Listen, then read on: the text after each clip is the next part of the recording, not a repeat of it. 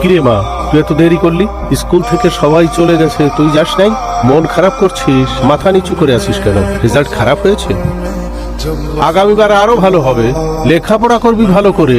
আব্বা, আমি এ প্লাস পাইছি। বাবা, এই জন্যই নীরব সারপ্রাইজ দিলে তুমি আমাকে। শেষ মারলো কে? আমি। তোর মা বাবা তোকে স্কুলে পাঠিয়েছে মেয়েদের ইপটিজিং করার জন্য, তারা নিষেধ করে না? বাড়িতে মা বোন সবই আছে, বউ না। তার আগে তুই কর যে আমার গালে চড় মারলি। তোর গালে শুধু চড় না, জুতো দিয়ে পেটানো উচিত ছিল। আবার জুতা দিয়ে পিটাবি? এই ছাড় আমার বাবাকে।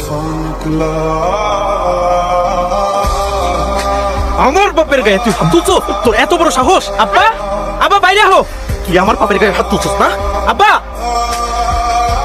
আমার কি বোকা মনে হয়? এই বেটা, প্রচুর ক্যাপ পড়লে কি চেয়ারের অবস্থা এরকম হয়? তোকে মারছে কেটা এটা আমার কর, তোকে মারছে কে সেটা আমার ঠিক মতো কর, নাহলে খবর হচ্ছে কই যাবে। না না না, আমি খাবো না খাবো না। ফারজানা লক্ষ্মী বোন আমার, দুধটা খা। খানা বোন। তুমি আমার বোনের পিছে লাগছো কেন? কেন লাগছি তোমার বোন রে জিগাও। আচ্ছা ভাইয়া, তুমি করো না, আমি কি এখনো ছোট কুকুমনি যে প্রতিদিন দুধ খেয়ে কলেজে যাব? ঠিকই তো বলছে, আমার বোন কি এখনো ছোট? আমার বোন কত বড় হয়ে গেছে, ও এখন কলেজে পড়ে। ও খাবে পিৎজা, বার্গার, পাস্তা এইসব। সেটা বোঝার জন্য তোমারও প্রতিদিন 2 গ্লাস দুধ খাও। দেখছিস তোর ভাবি আমাকে কিভাবে অপমান করলো? তোর যদি মনে হয় তোর ভাইয়াকে তোর ভাবি অপমান করেছে, তাহলে বল ব্যাপারটা কি করতে হবে। দাও তো। আমি আসি, সাবধানে যাস। ওকে, সাবধানে যাস। দেখ দোস্ত, মন খারাপ করে বসে থাকিস না। ও সেইটাই, একটা থাপ্পড়ই তো মারছে।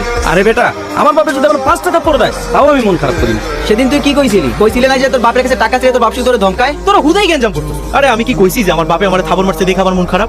ওই মামুনের এত বড় সাহস হয়ে গেছে, ও আমার জন্মদাতা বাপের গায়ে হাত তোলে। আরে ওরে যদি কাইটা টুকরা টুকরা করে গাঙ্গে ভাসাই দি না, তারপর তো আমার রাগ কমবো না। তোমার এই জমিটার জন্য কত কাঠা? 25 কাঠা।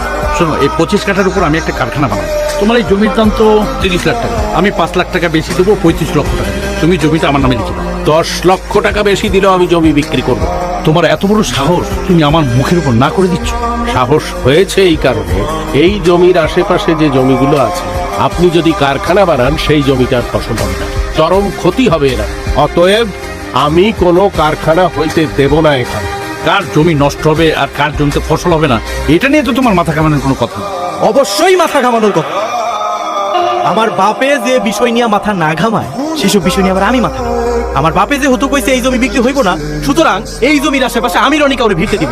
তোর এত বড় সাহস, তুই আন্দাজ করতে পারতাছস কার সামনে দাঁড়ায় কথা বলতেছস? শিকদার সাহেব, ওই যে উপরে আল্লাহ, আর এই আল্লাহর জমিনে আমার বাপের পরে আমি কাউরে ভয় পাই না।